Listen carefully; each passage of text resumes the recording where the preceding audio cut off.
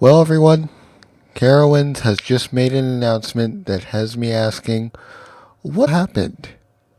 Carowinds has officially announced that Nighthawk, their Vekoma flying coaster, one of my favorite coasters, is being retired.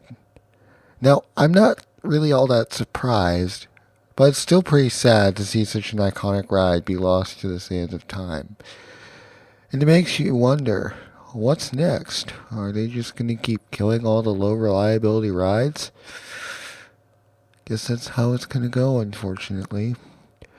And it terrifies me because I can appreciate that Pantherian does go down from time to time, just because it's an intimate and such. Now, I know that Nighthawk was kind of hated by many people, but I still enjoyed it. And obviously, King Ka was loved by practically everyone that rode it. And I am unfortunately not one of those people. But just from reviews alone, I can tell that was such a beloved ride.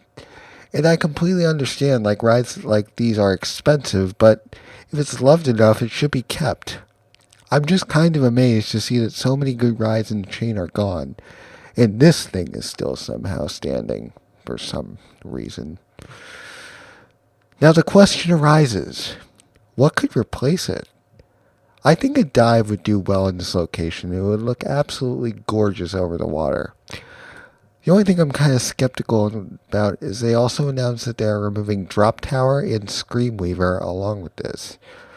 Does this mean that we'll see a coaster replacing Nighthawk in the coming years after the water ride and the rapid spot, and then see something replace Drop Tower and Screamweaver? Or is the water ride going into Drop and Weaver plots and something else is cooking for the Rapids plot? So many questions, so little answers. Only time will tell, I suppose.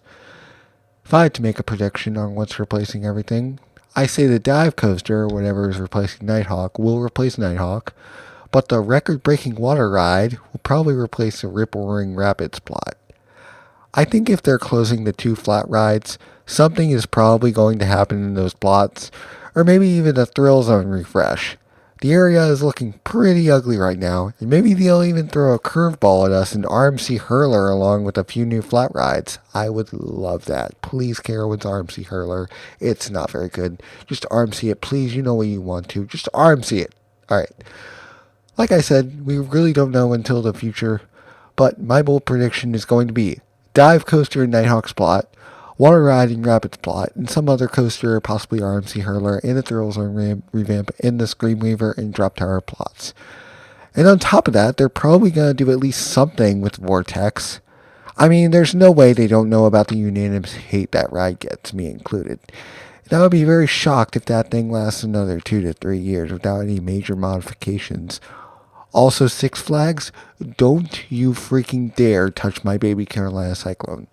That marvel of engineering has been thrilling riders for 44 years, and it is one of my most favorite rides I've done.